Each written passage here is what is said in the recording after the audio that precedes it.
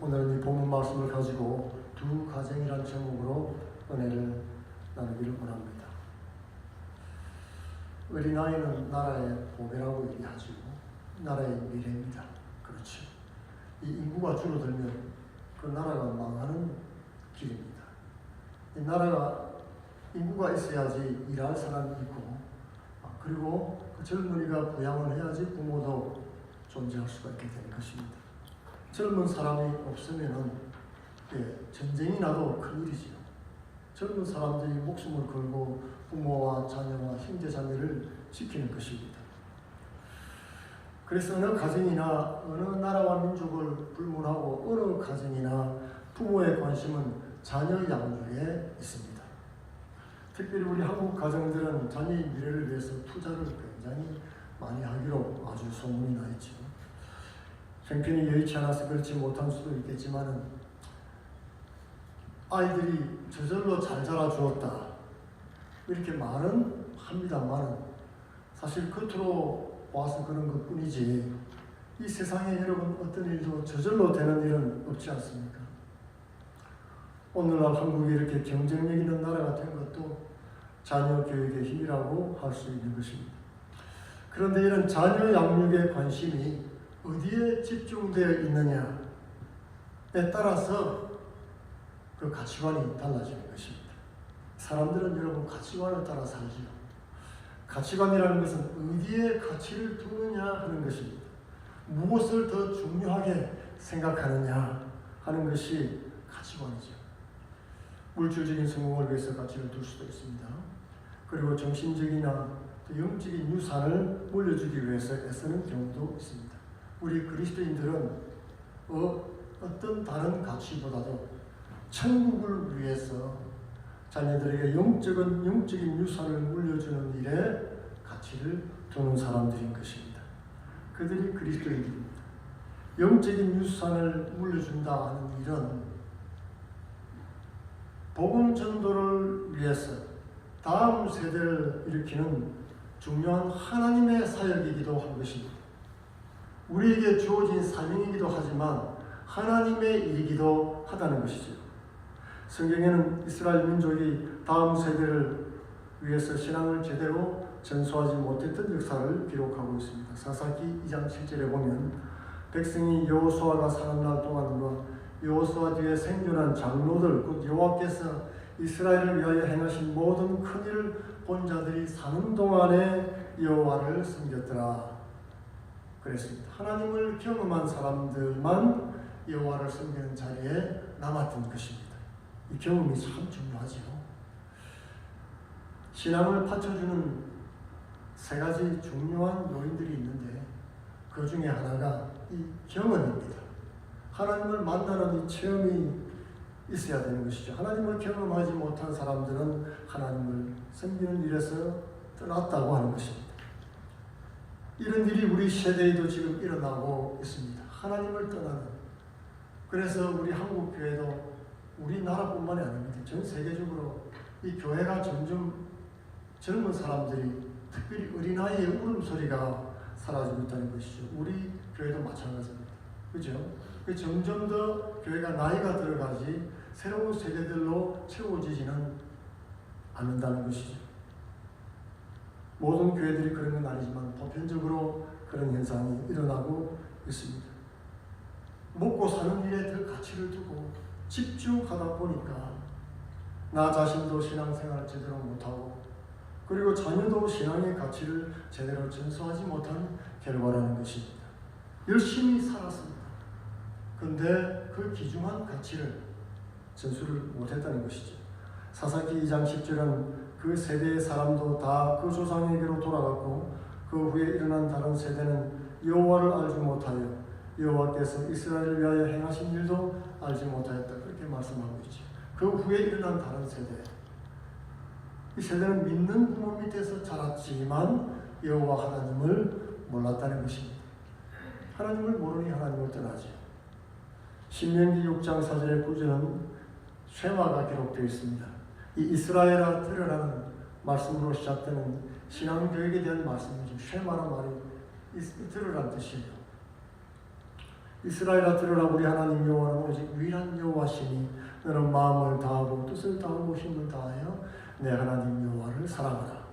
오늘 내가 내게 명하는 이 말씀을 내 마음에 새기고 내 자녀에게 부지런히 가르치며 집에 앉았을 때든지 길에 갈 때든지 누워서 있을 때든지 일어났을 때든지 이 말씀을 강론할 것이며 너는 또 그것을 내 목에 메어 교훈을 삼으며 내 미간에 붙여 표를 삼고 내 집 문설주와 바깥문에 기록할지니라. 이 말씀은 무엇이냐면 하나님은 가정에서 자녀 교육을 통해서 신앙이 전수되기를 바라시는 거예요. 이웃들에게 복음이 전파되는 것도 마찬가지입니다. 말씀을 증거함을 통하고 또는 자신의 삶을 통해서 몸으로, 삶으로, 입으로 나의 모든 것을 통해서 하나님의 사랑과 긍휼하심과 구원하심을 전파하시기를 기뻐하시는 것입니다. 신앙 전수를 위해서 첫째로 우리가 무엇을 해야 되냐면 가치관을 바로 세우는 것이 굉장히 중요합니다. 나 자신이 하나님을 중심에 두는 그런 영적 가치관을 정립해야 된다 하는 것입니다. 내 마음 중심에 무엇이 있느냐가 굉장히 중요한 것이죠. 오늘 본문의 두 가정의 자녀 이야기가 나란히 기록되어 있습니다. 한나의 가정과 엘리의 가정입니다. 이 두 가정의 공통점은 무엇입니까? 첫째, 믿는 가정이다 하는 것입니다. 믿는 가정이에요. 둘째 문제가 무엇입니까? 문제는 문제가 있다는 거예요. 이 가정에 문제가 있습니다. 엘리 가정에도 문제가 있고 한나 가정에도 문제가 있었습니다. 어느 가정이나 문제가 있다 하는 것이 이 보편적인 일이죠. 한나는 자녀가 없어서 둘째 부인을 보았습니다. 그래서 자녀를 많이 낳았죠. 자녀가 많은 둘째 부인이 한나를 격동시켜서 가정에 가정불화가 일어났습니다. 그러나 한나는 믿음의 사람이었고 기도의 사람이었습니다. 하나 사람들과 씨름하거나 다른 데 분을 풀지 않고 하나님 앞에 나와서 무릎을 꿇었습니다. 사무엘상 1장 10절에 한나가 마음이 괴로워서 여호와께 기도하고 통곡하며 한나의 하는 그런 기록이 있죠.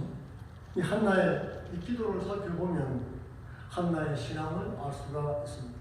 사무엘상 1장 11절에 여호와 하나님 나의 고통을 돌아보시고 나를 기억하사 여종에게 아들을 주시면은 그 아들을 그의 평생에 여호와 하나님께 드리겠습니다. 그렇게 기도를 했어요. 하나님 내게 아들을 주시면 내가 그 아들을 내가 누리지 않겠습니다. 그리고 하나님께 돌려드리겠습니다. 하나님 영광을 위해서 도로내어 드리겠습니다.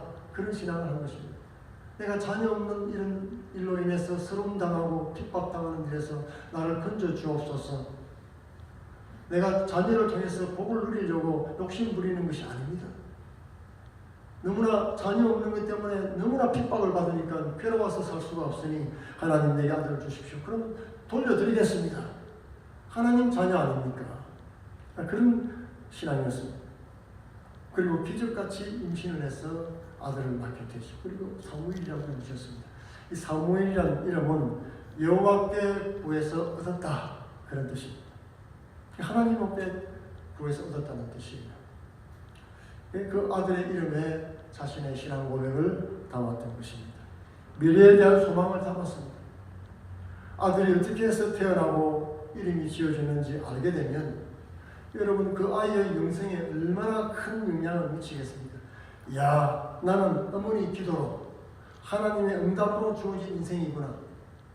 그냥 우연히 실수로 태어난 게 아니고 어머니가 특별히 주문해가지고 제작된 그런 특별한 사람이구나 하는 것을 깨닫게 되면은 얼마나 하나님을 위해서 믿음으로 살아가겠냐 하는 것입니다. 이 아들은 평생을 통해서 모든 것을 여호와 하나님께 기도로 구하고 얻는 아들이기를 간절히 바라는 것입니다. 실제로 그렇게 되었습니다. 사무엘은 이스라엘의 마지막 사사가 되어서 이스라엘을 위해서 쉬지 않고 기도하는 그런 사람이 되었던 것입니다. 한나와 엘가나 가정의 중심은 하나님이었습니다. 한나의 기도가 응답됐을 때 반응을 보면 알 수가 있죠. 사무엘상 1장 27, 8절에 보면 이런 고백이 있습니다. 이 아이를 위하여 기도하였더니 여호와께서 내게 허락하신지라. 나도 그를 여호와께 드려서 그의 평생을 여호와 하나님께 드리나이다 하며 거기서 여호와께 경배했다. 실제 여러분, 기도가 응답되면은 축복에만 도취되는 경우가 많습니다. 내가 정말 간절히 원했는데 그대로 되면요, 너무나 기쁘고 즐겁고 자기 성취에 도취가 되어가지고 약속을 잊어버리는 수가 왕왕 있는 것입니다. 그러나 한나는 기도가 응답되자 하나님께로 더욱더 가까이 나아갔습니다. 그리고 하나님 앞에 서원한 약속을 지키는 것입니다. 많은 경우에 그렇지 않습니다. 내가 하나님 은혜로 잘 되고 복을 받으면 그냥 하나님 잊어버리고 세상으로 가는 경우가 많습니다. 그냥 내 뜻대로 살기를 원하는 것이죠. 오늘은 이 한나의 기도와 그의 모습을 볼 때 하나님 앞에 서원한 약속을 그대로 지키면서 하나님이 주신 아들을 자신의 소유로 삼지 않았다는 것입니다. 힘들게 얻은 소중한 아들이지요. 그렇지만 아들을 우상처럼 섬기지 않았습니다. 오히려 사무엘이 하나님이 주신 자녀인 것을 고백했던 것입니다. 신앙이 전수되지 못하는 이유는 무엇입니까? 부모가 자녀를 자기 소유로 착각하는 데 있습니다. 자녀가 우상이 되는 거예요. 사무엘의 아버지 엘가나의 의미는 하나님은 소유하신다, 그런 뜻이에요. 그 집안의 신앙 전통을 엿볼 수 있죠. 그 아버지 이름이 그래요. 하나님이 소유하신다. 모든 것이 하나님이 소유 주시지 우리 것은 없다는 것입니다. 자녀는 하나님의 소유인 것입니다. 이것이 분명할 때 신앙은 전수되어지는 것입니다. 하나님을 중심에 둔 영적 가치관이 얼마나 중요한지 말씀해 주는 것입니다. 그러면 이번에 엘리 대제사장의 가정을 한번 살펴보기를 원합니다. 그 집안은 말씀을 살펴보면 하나님과의 사귐이 없었어요. 직분만 살아있었습니다. 이후의 말씀을 살펴보면 하나님께서 엘리 제사장을 부르지 않고 어린 사무엘을 불렀어요. 이미 이 엘리는 하나님 말씀을 들을 기가 없었습니다. 그래서 영적인 들을 기가 있는 사무엘에게 말씀을 하신 것입니다. 그가 비록 젊고 어렸지만은 하나님에 대해서 예민하고 하나님을 사랑하며 하나님을 섬기는 데 대해서 굉장히 마음에 그런 자존감을 가지고 있는 그런 사람이었던 것을 알 수가 있지. 하나님을 귀하게 생각하는 사람이었다는 것입니다. 그리고 이 사무엘을 통해서 말씀하시기를 엘리 가문이 몰락할 것이라고 예언을 해 주었습니다. 이 엘리 제사장은 하나님과의 영적인 교통이 없이도 자신의 직무를 잘 수행했습니다. 이 엘리라는 사람의 이름의 의미가 고상하다는 뜻이에요. 자신은 얼마나 고상했는지 모르지만 그 자녀들에게는 심각한 문제가 있었습니다. 오늘 본문 말씀에 사무엘상 2장 12절에 엘리의 아들들은 행실이 나빠 여호와를 알지 못하더라. 놀라운 일이죠. 대제사장 아들들인데 여호와 하나님을 몰랐다는 것입니다. 아이러니가 아닐 수 없습니다. 그러나 그것은 너무나 당연한 결과였다. 너무나 당연한 결과였다. 오늘 성경에 자세하게 그 내막이 설명되어 있습니다. 엘리 대제사장이 하나님과 교통이 전혀 없는데 무슨 수로 그 아들들이 하나님과 교통하는 것을 전수받을 수 있겠습니까? 물론 여러분 청출어람이라는 말이 있습니다. 그죠? 그럴 수도 있어요. 그러나 그 가능성은 지극히 낮은 것입니다. 본 것도 없고 들은 것도 없는데 뭘 보고 배울 수가 있겠습니까? 그의 신분이나 직위가 신앙 유산을 자동적으로 상속시켜주지는 못했다는 것입니다. 건강한 신앙 유산이 상속되려면 헌신이 필요합니다. 희생을 감수해야 되는 것입니다. 무분별하고 이런 요즘에 부모들이 무조건적인 맹목적인 사람이 있죠. 그런 삐뚤어진 헌신 그런 건 말고 참된 신앙의 그런 본을 전수하기 위해서 참된 희생이 필요하다는 것입니다. 신앙의 본을 보이는 십자가의 부활의 체험적인 모범이 필수적이라는 것입니다. 내가 그리스도와 함께 담대히 죽는 그런 일이 필요한 것입니다. 예수님 때문에 참 내가 진짜 자폭하는 그런 모습들이 보여져야 되는 거예요. 사실. 그래서 저거 예수 믿다가 우리 아버지 어머니 참 너무 심한 거 아니냐 싶을 정도로 말씀에 순종하다가 참 저러다가 안 되지 싶었는데 하나님 능력으로 다시 사는 그런 모습을 보여주면 자녀는 하나님을 체험하게 되는 것입니다. 간접적인 체험도 체험이지요. 그런 영적인 지도가 필요하다는 것입니다. 어쩌면 우리에게 고난이 왔을 때 그때가 기회가 될 수 있습니다. 하나님은 자녀 교육을 위해서도 우리에게 고난을 허락하시는 거예요. 고난 가운데 우리가 어떻게 행동하고 말하고 대처하느냐, 그 어떤 결과를 맞이하느냐를 보고서 신앙을 배우는 것입니다. 엘리는 그런 영적 지도를 하지 않았다는 것입니다. 고상하게, 아주 고상하게 그냥 그대로 내버려 두었습니다. 때가 되면 잘 알겠지. 그러나 사람의 심령은 여러분 그냥 비어있는 상태로 존재하지 않습니다.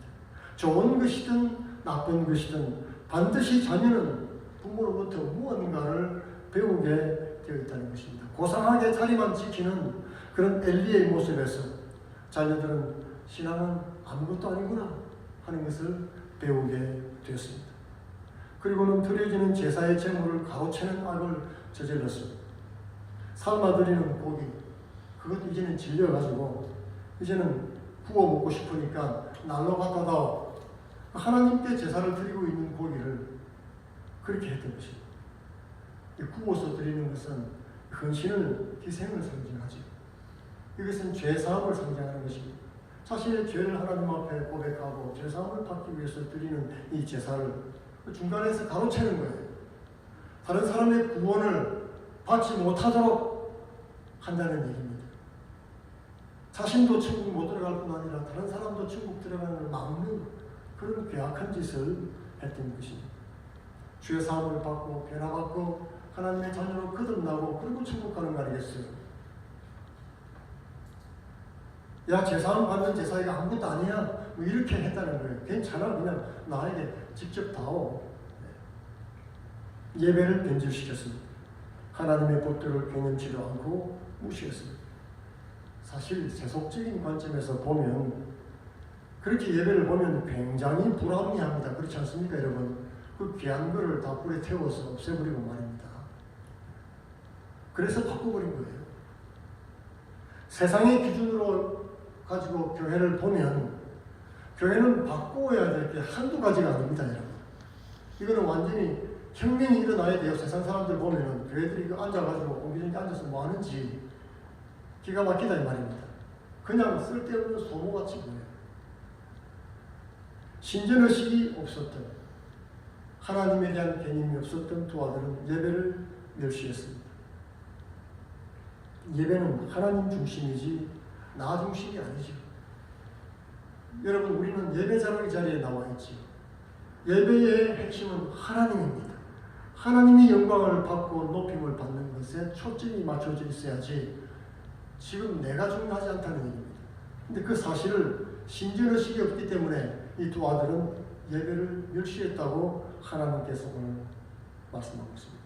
사무엘상 2장 17절에는 이 소년들의 죄가 여호와 앞에 심히 크면 그들이 여호와의 제사를 멸시함이었더라. 예수님을 믿고 구원받는 그것이 얼마나 복된 일입니까? 근데 그것이 방해를 받도록 하는 그 예배를 멸시함을 통해서 일어난 엄청난 죄악을 저질렀던 것입니다. 예배를 무시하는 순간 영성은 사라질 수밖에 없습니다. 영성이 사라지면 모든 것이 인본주의가 됩니다. 사람 중심이 된다는 뜻이에요. 비즈니스가 되고 정치가 됩니다. 계모임이 되고 사리사욕에 잡히게 되는 것입니다. 그리고 그 욕심이 죄를 낳고 그 죄는 결국 사망으로 끌려가게 되는 것입니다. 사무엘상 2장 22절에 엘리가 매우 늙었더니 그의 아들들이 온 이스라엘에게 행한 모든 일과 회막문에서 수종드는 유인들과 동침하였음을 듣고 영적인 타락이 있으면 그 다음 도덕적인 타락이 따라오게 되어 있습니다. 사욕에 사로잡히면 욕망의 노예가 되는 것입니다. 돈신인 맘론과 쾌락신인 아세라의 포로가 되고 말았습니다. 이런 악하고 어려운 상황 속에서 이 사사기 시대 마지막 굉장히 혼란하고 영적으로 혼탁한 이 시대에 사무엘은 어떻게 해서 신앙을 준수받고 하나님의 사람으로 성장할 수 있었을까요? 놀라운 일이 아닐 수 없습니다. 그죠? 이 한나는 신전의식이 있는 사람이었습니다. 오늘 말씀해 보면 하나님 앞에서 사무엘을 키웠다 그렇게 하고 있죠. 이 신전의식이란 말이 하나님 앞에서란 뜻이에요.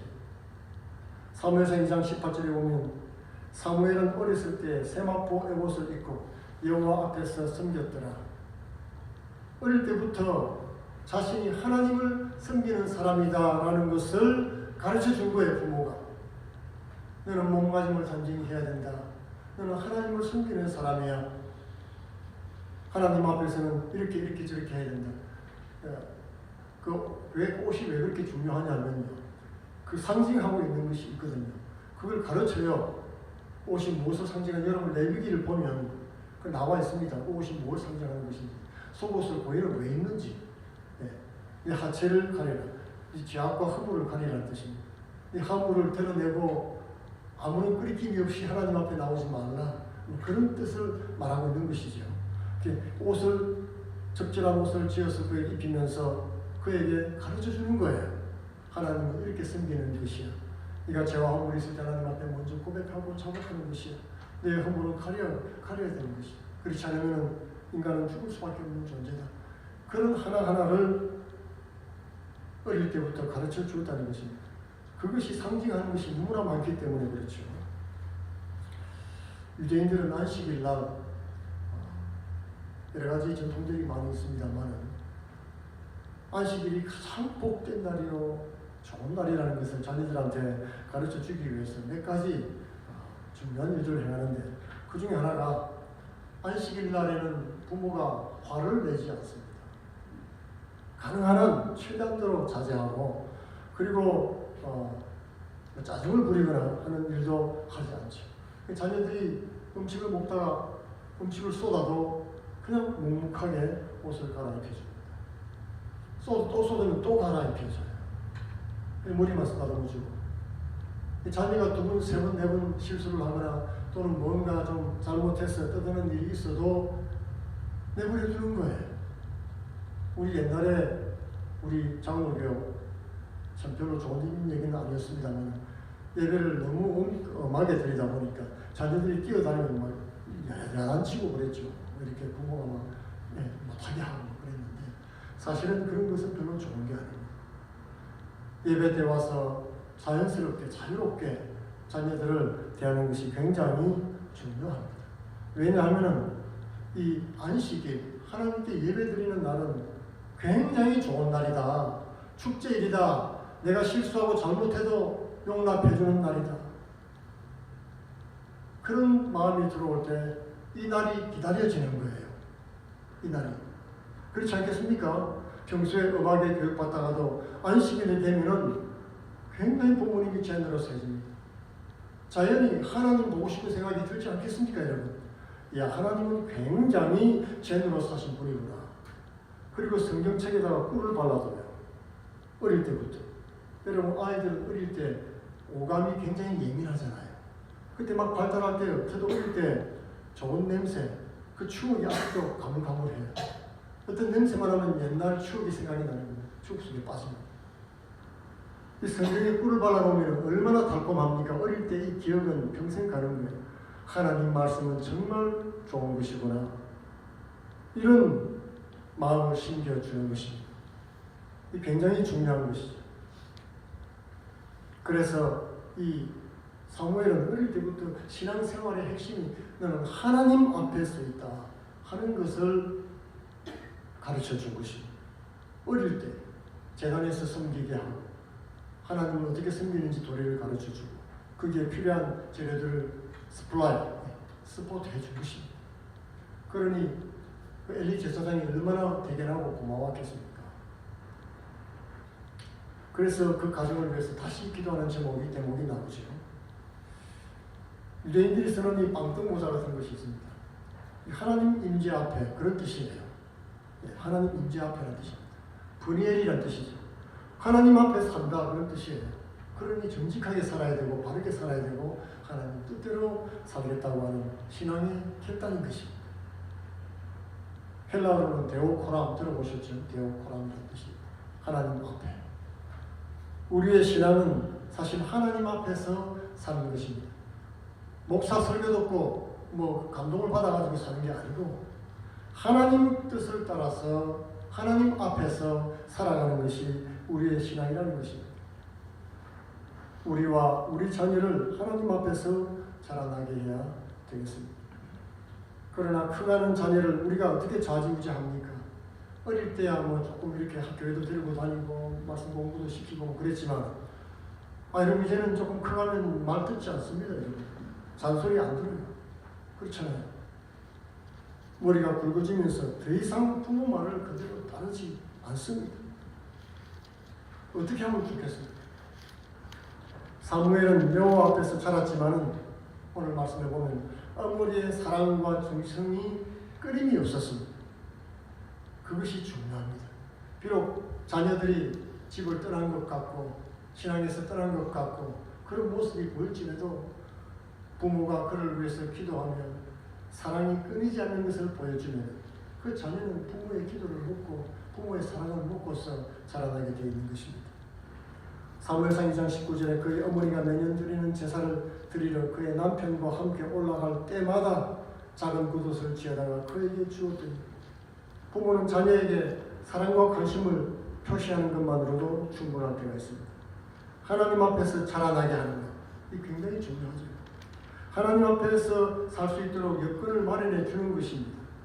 그리고 늘 뒤에서 기도해 주고 사랑과 관심을 줄 때에 사무엘은 영성뿐 아니고 정서적으로도 건강하게 자라날 수가 있었습니다. 시대를 탓하지 말아야 되겠습니다. 세상은 원래 악합니다. 예수님께서도 이 세대를 악하고 음란하다고 말씀하셨죠. 우리는 때를 어떤지 복음을 전파하라고 말씀하신 것처럼 우리는 때를 어떤지 늘 우리 자녀들이 하나님 앞에서 자랄 수 있도록 사랑으로 선한 영향력을 미치는 그런 부모들이 되어야 되겠습니다. 일리의 이런 영적인 어두운 상황에도 불구하고 하나님은 엘리의 축복 기도가 이루어지도록 해주십니다. 한나는 엘리를 통해서 축복을 받죠. 엘리를 통해서 사무엘도 낳고 나중에 또 축복 기도해 줍니다. 그랬더니 또 3남 2녀나 되는 그런 놀라운 축복을 받게 됐죠. 이 말씀은 무엇을 말씀해 주고 있습니까? 이 말씀을 통해서 바로 신앙은 하나님 앞에 선 단독자라는 것을 말해주는 것입니다. 신앙은 누가 대신해 주는 게 아니라는 거예요. 은혜와 진리는 하나님께로부터 오는 것입니다. 그리고 엘리 제사장은 통로였을 뿐입니다. 통로로 사용돼요. 엘리든 한나든 다 하나님 앞에서 복받을 사람은 복을 받고 심판받을 사람은 심판받는 것입니다. 누구 때문에 내가 어떻게 되는 것이 절대로 아니다는 것이죠. 직책과 신분에 상관없이 우리 개개인 모두에게 어떤 누구에게 다 통로가 되며 살아가고 있습니다. 하나님과의 관계가 있느냐 하는 것이 중요하지 신분이나 직책은 그리 중요하지 않습니다. 엘리 제사장은 자녀들에게 세상의 부와 명예와 권세는 올려주었습니다. 그러나 제사장으로서 꼭 필요한 하나님과의 사귐이 있는 그런 믿음과 영성은 전수해주지 못했던 것입니다. 하나님과 영적인 교제가 이루어졌던 한나는 사무엘에게도 이런 영성의 물꼬를 틔워주는 역할을 잘 감당한 것입니다. 그렇다면 여러분 한나에게는 있는데 엘리에게는 없는 그 무엇이 무엇입니까? 오늘 사무엘상 2장 19절에 나와 있습니다. 너희는 어찌하여 하나님께서 말씀하시는 거죠. 선지자를 통해서 너희는 어찌하여 내가 내 처소에서 명령한 내 재물과 예물을 밟으며 내 아들들을 나보다 더 중히 여겼어. 내 백성이 드리는 가장 좋은 것으로 너희들을 살찌게 하느냐. 이 하나님보다 두 아들을 더 중히 여겼다고 하나님께서 말씀하신 거예요. 하나님이 첫째가 아니고 아들이 첫째였다는 것입니다. 그것이 큰 패착이었습니다. 그러니 하나님은 자동적으로 두 번째가 되고 위견하지 않았겠습니까? 아비가 그 아들을 첫째로 두니까 그 아들이 얼마나 방자하게 되겠습니까, 여러분? 하나님 위에 올라앉았지 않습니까? 하나님처럼 떠받들게 되었던 것입니다. 그러니 하나님 믿는 신앙이 전수될 수가 없었던 것입니다. 하나님을 귀중하게 생각하고 하나님 중심으로 살고 하나님을 첫째로 두고 예배하는 삶을 통해서만 신앙은 전수될 수가 있습니다. 부모가 가치 없게 생각하는 것은 자녀들이 귀하게 이길 리가 없다는 것입니다. 신앙은 말로만 교육되지 않습니다. 하나님 존중 사상, 이것은 삶으로 나타날 때 전파력이 큰 것입니다. 예수님의 사역도 마찬가지입니다. 여러분, 예수님을 한번 가만히 보십시오. 하나님 아버지께 온전히 순종하셨습니다. 그리고 자신을 희생시켰죠. 그래서 구원복음을 세상에 전파하게 된 것입니다. 예수님 사역의 비결은 무엇입니까? 아침 일찍 일어나셔서 뭘 하셨습니까? 산으로 가서 기도드리신 거예요. 하나님의 음성을 먼저 들었습니다. 하나님 말씀을 듣는 것이었어요. 예수님께서 말씀하실 때 내가 말하는 것은 다 내 말이 아니고 무슨 말이라고 했습니까? 하나님께서 나를 통해서 하시는 말씀이다. 하나님께서 말씀하지 않으신 것은 나는 말씀 안 했다라고 말씀하셨어요. 그 정도로 예수님은 하나님이 가라면 가고 서라면 섰던 것입니다. 가나 혼인잔치에 포도주를 만드실 때도 여러분, 주여 포도주가 떨어졌습니다. 그럴 때 주님 뭐라고 그랬습니까? 여자야, 그것이 나와 무슨 상관이 있습니까? 아직 내 때가 아닙니다 그랬어요. 예수님은 하나님을 온전히 존중하고 하나님이 원하시는 때에 하나님이 원하시는 방법으로 섬기기를 원했던 것입니다. 그렇게 해서 그 예수님의 신앙이 그의 가족들이 예수님을 안 믿었죠. 그렇죠? 배척했어요. 미쳤다고 그랬습니다. 야고보 같은 형제는. 우리 형님이 미쳤으니까 여러분 그 뭐라고 말하는지 듣지 마세요. 뭐 그 정도로 사람들한테 얘기할 정도로 믿음이 없었습니다. 그런데 예수님의 그 십자가 신앙과 부활 신앙, 전폭적으로 하나님을 의지하면서 죽으신, 그리고 하나님의 능력으로 사신 모습을 보고서 목숨을 걸고 따라가게 됐던 것입니다. 그 신앙이 제자들에게 고스란히 전수가 되었죠. 그리고 하나님께 지극히 높임을 받고 하나님 보좌 우편에 앉으시고 만물을 발안해 두시고 만국을 통치하는 권세를 주셨던 것입니다.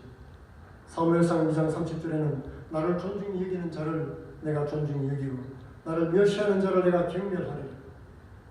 자녀는 부모가 하나님을 존중하는지 아니하는지 즉각적으로 알 수 있습니다.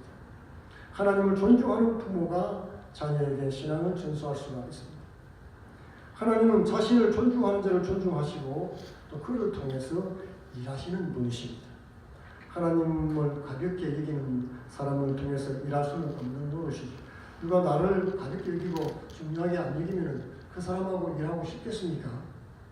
인지상정인 것입니다. 그러므로 우리는 우리 자녀뿐 아니라 모든 자녀들 앞에서 하나님을 첫째로 두는, 하나님 중심, 하나님을 최고의 가치로 두는 그런 영적인 실험을 늘 해야 되겠습니다. 다음 세대가 하나님을 모르는 다른 세대가 되지 않도록 한나의 길로 가시기를 축원드립니다. 자녀가 없는 분들도 계시지요. 그리고 자녀가 다 자라고 다 컸는데요. 어떻게 하면 좋습니까? 여러분, 내가 먼저 믿은 그런 사람이라고 생각하신다면 나중에 들어온 사람들, 나중에 믿은 사람들이 다 나의 영적 자녀예요. 나는 하나님을 오랫동안 믿었어.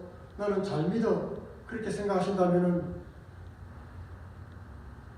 믿음이 없고 신앙이 연약한 사람들에게 신앙을 전수할 책임이 우리에게 있는 것입니다. 그리스도의 피값 주고 사신 하나님의 교회입니다. 교회가 미래에도 흥왕을 하고 복음 사역을 잘 감당하기 위해서는 우리는 우리의 자녀들에게 사랑과 관심의 투자를 해야 되겠습니다. 그리고 그리스도를 본받는 섬김의 투자를 아끼지 말아야 되겠습니다. 모든 가정과 또 가정의 모든 자녀들이 다 우리의 자녀며 하나님의 자녀들입니다. 모두 한나의 가정과 같이 주님 다시 오시는 날까지 하나님 앞에서 예수 그리스도의 십자가 복음이 전수되는 그런 복된 가정과 교회가 되기를 축원드리겠습니다. 기도하겠습니다. 고마우신 아버지,